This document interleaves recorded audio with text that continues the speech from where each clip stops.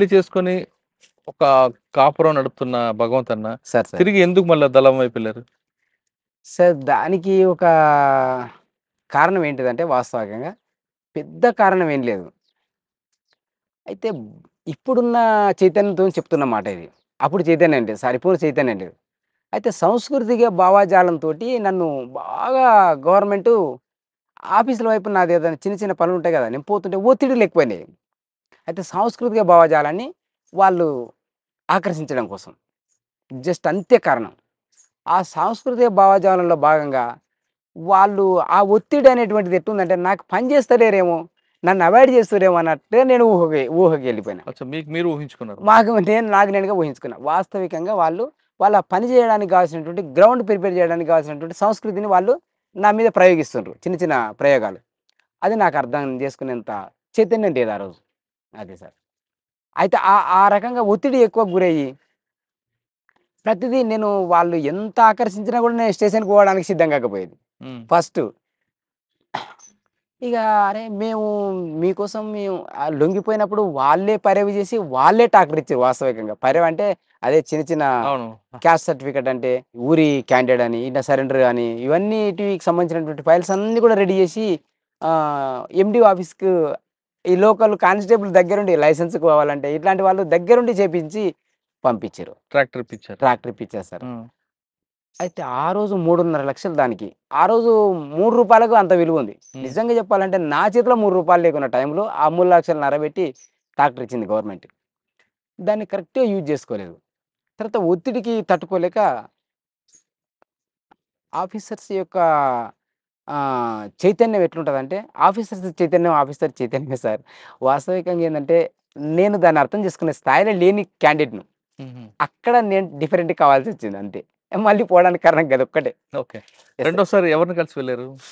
First అంటే Gopal Reddy alias yes sir. రెండోసారంటే నేను నాకు ఒత్తిడి వస్తుందనేటువంటిది వీళ్ళు ఊకే వచ్చేటోళ్ళు ఇక్కడ లోకల్‌గా ఎవరంటే రామన్న అక్కడ ఇక్కడ నుంచి డివైడ్ అయిపోయిన తర్వాత ఈ సాంబశివుడు ఐలే వచ్చిండు ఈ కలవకుర్తి ఏరియాకు హ్మ్. కమాండర్‌గా.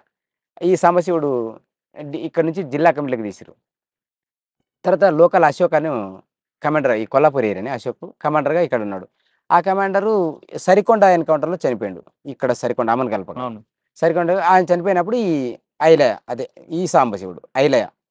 ఆయన ఒక 3 సంవత్సరాలు ఇక్కడ కమాండర్ చేసిండు. హ్మ్. ఆయన కమాండర్ చేసినప్పుడు ఆయన ఒక్కటే నన్ను లాగడానికి ప్రయత్నం చేసాడు. నేను లొంగిపోయి 4 సంవత్సరాలు ఉన్నా ఇంటికాడ. హుహు. ఆ 4 సంవత్సరాల టైంలో ఈయన వచ్చిండు ఇక్కడికి. హ్మ్. వచ్చి నన్ను అబ్జర్వేషన్‌లో ఉంచుకున్నాడేమో ఆయన ఆ పార్టీ దృష్టితోటి. ఇక అయితే ఆయన నేను మొదట 96ల మిలిటరీ క్యాంప్‌లో ఇద్దరం స్టూడెంట్స్. హుహు. అక్కడ పరిచయం ఆయన. తర్వాత నేను లొంగిపోయినంక ఇక్కడొచ్చి ఇంగ పరిచయం ఉన్న వ్యక్తే గదా! హ్మ్. ఇగ నన్ను లాగడం కోసం ప్రయత్నం చేసిండు బాగా. ఓ 4, 5 సార్లు కలిసిండు. ఇంటికొచ్చి కలిసిండు, బయటికి పిలుసుకొని కలిసిండు. ఎందుకు వస్తుర్రబ్బా! నాకు వాళ్ళ నుంచి ఏమి ఇబ్బందొస్తదని ఇక్కడ 2 దిక్కులా కొట్టుమిట్టాడుతున్నటువంటి సమయంలో. ఇగ వాళ్ళ ఒత్తిడి అంటే వాళ్ళు సాంస్కృతిక భావజాలాన్ని డెవలప్ జేయడం కోసం నాకు పెడుతున్న ప్రెషర్ ఏందంటే, అది నన్ను ఏదో తీవ్రమైన అణచివేతకు గురి చేస్తురన్నంత భావజాలాన్ని కొట్టుకుపోయినా. హ్మ్. కొట్టుకుపోయి వీళ్ళ మాటలకు లోనయిపోయి మళ్ళీ ఎళ్ళిపోవడానికి తోడైంది. అదొకటి. అయితే జనార్దన్ వాస్తవంగా టైంకి తోలకపోయింది. తోలకపోయిన టైం మాత్రం జనార్దన్‌ది. హ్మ్. అయితే ఎంకరేజ్ చేసింది సెకండ్ సారి ఈయన. హ్మ్. ఇంగ వాళ్ళు అట్లే అయితే అంతకంటే ముందు ఏందంటే ప్రభుత్వం దగ్గర సరెండర్ అయినోళ్ళను కొట్టేసేటటువంటి ఒక వేవ్ ఉన్నది ఒకప్పుడు. హుహు. ఇగ అది 90 లోపట గావచ్చు. హ్మ్.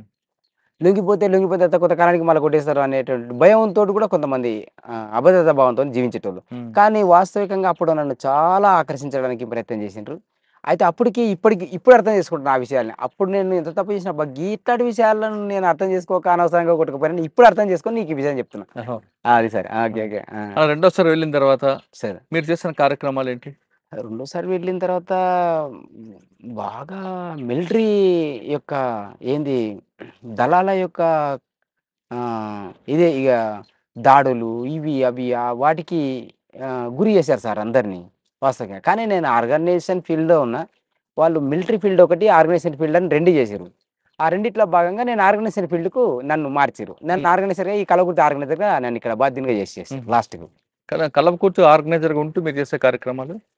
ఈ కలగుర్తి ఆర్గనైజర్‌గా ఉంటూ ఏంటిదంటే 90 నుంచి నేను పనిచేసినటువంటి ఒక అనుభవం ఉంది కదా సార్ ఇక్కడ. అవును. అయితే 2000లో నేను డిసెంబర్‌లో ఎళ్ళిపోయాను మళ్ళీ.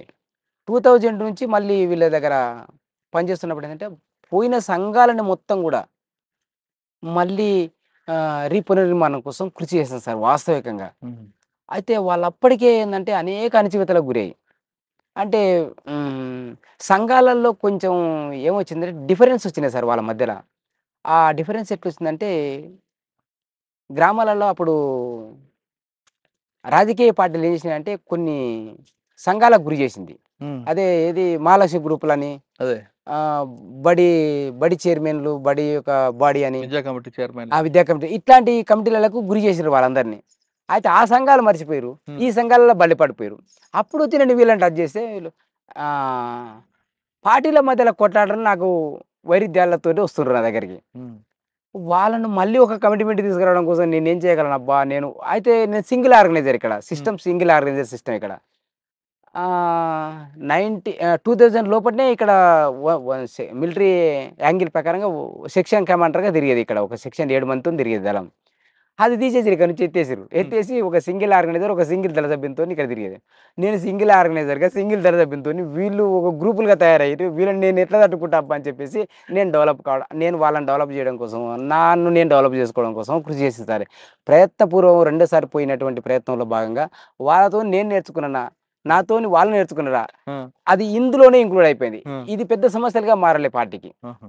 టోటల్‌గా నేనేంటంటే సంఘ సభ్యులందరిని కూడా మీ మధ్యలో ఉండే వైరుధ్యాలన్నిటిని కూడా సామరస్యపూర్వకంగా పరిష్కరించుకొని హ్మ్. ఆ పార్టీని కాపాడడం కోసం కృషి చేయండి అని చెప్పేసేటటువంటి సందేశాన్ని పార్టీలోకి తీసుకుపోయాను సార్. పార్టీ ఇచ్చినటువంటి ఒక అంటే ఒక ఆర్గనైజేషన్ ఆర్గనైజర్‌గా ఉండి ఎంతమందిని మీరు మెయింటైన్ చేశారు? టోటల్‌గా ఈ కలవకుర్తి ఏరియాలో కలవకుర్తి దళం యొక్క పరిధిలో నేను తిరగగలిగాను సార్. ఒక్కరే ఓహ్! నా ఎంట 1+1. 1+1 అంటే ఆ 100 మంది దాటిపోయారు నా తర్వాతన. ఆ! ఎంత ఎళ్ళిపోయారంటే ఒక వారంలో ఇక్కడేందంటే మొబైల్స్ ఎక్కువ సార్ వాళ్ళ పోలీస్ పార్టీలెక్కువ. ఇక్కడేంటే రోడ్డు అవును. సౌకర్యాలు, ఈ అన్నీ సెల్ ఫోన్ సౌకర్యాలు, ఊరి ఒత్తిడి గూడా వాళ్ళకు. అంటే మా దగ్గర రావాలి సార్ అని ఇప్పుడు వాళ్ళు ప్రెజర్ చేసినప్పుడు వాళ్ళు కూడా రాక తప్పదు. హ్మ్. అయితే ఒకటి ఆళ్ళు అట్లా వచ్చిరని కూడా ఏమనుకోను. మా వైపు మమ్మల్ని వెంటాడాలని కూడా వాళ్ళకు ఉంటది. అయితే ఆ సందర్భంగా ఏందంటే మొబైల్ పార్టీలెక్కువ. ఎప్పుడు కనబడుతుంటే పక్కపొంటి పోయేసారు ఇగ దాటిపోయేది. హ్మ్. ఎందుకోసం అంటే వాళ్ళ ప్రయత్నాలు వాళ్ళు. ఇక మేము ఎట్లా తప్పించుకోవాలనే ప్రయత్నం మేము. హ్మ్.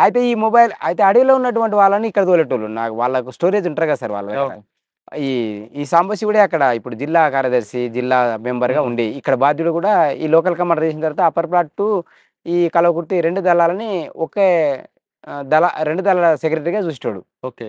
ఆ జిల్లా సెక్రటరీ కాకుండా ఏరియా సెక్రటరీగా. అక్కడున్న అడిషనల్ ఫోర్స్‌ని పంపించేవారండి. పంపిస్తే వాళ్ళు వారం రోజులు కూడా 10 రోజులు కూడా ఉండకపోతే మళ్ళా ఒక్కడిని చేసి వెళ్ళిపోయేటోళ్ళు.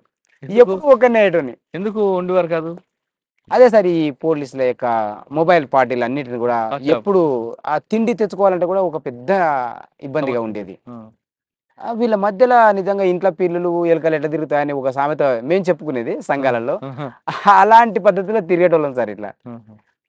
అయితే ఇది వాస్తవికంగా సంఘాలలో ముంతకుముందు ఆ పార్టీ ప్రభావం ఉన్నప్పుడు పనిచేసినటువంటి వాళ్ళందరినీ గూడా ఏందంటే, మళ్ళీ సంఘటితం చేయడం కోసం, వాళ్ళని సంఘాలలో బలోపేతం చేయడం కోసం, హ్మ్. ఆ పాత సంఘాల యొక్క ప్రభావాన్ని, ఆ సంఘాల ద్వారా వచ్చి విజయాలు సాధించినటువంటి విజయాల్ని తెలియజెప్పుకుంటూ, వాళ్ళ కోసం నేను కొంతకాలం పనిచేసినా. అంటే రెండో దఫా వచ్చినప్పుడు. Yes sir. ఓకే. ఫస్ట్ నేను ఓన్ క్యాంపెయిన్‌గా ఇట్లా వర్కౌట్ చేసినా. హ్మ్. అప్పటికి నేను సభ్యుడిని. నేను ఓన్లీ చెప్తే అన్న చేసేటోడిని. మీరు రెండో దఫా వచ్చినప్పుడు సార్. సరెండర్ అయిపోయిన వ్యక్తి మళ్ళా బయటికి లోపటికొచ్చాడు అని ఆ! పోలీసులు మరి మీ ఇంటి మీద దాడులు చేయడం, వాళ్ళకి ఇబ్బంది పెట్టడం చేయలేదా? చేశారు సార్. మా అన్నని, మా తమ్ముడిని, మా అమ్మని. నేను ఈ ఈ నేను అండర్ గ్రౌండ్ అయ్యేటప్పుడు మా నాన్న చనిపోయిండు. నేను 93లో చనిపోయిండు మా నాన్న. హ్మ్. నేను 91లో ఎళ్ళిపోయినా.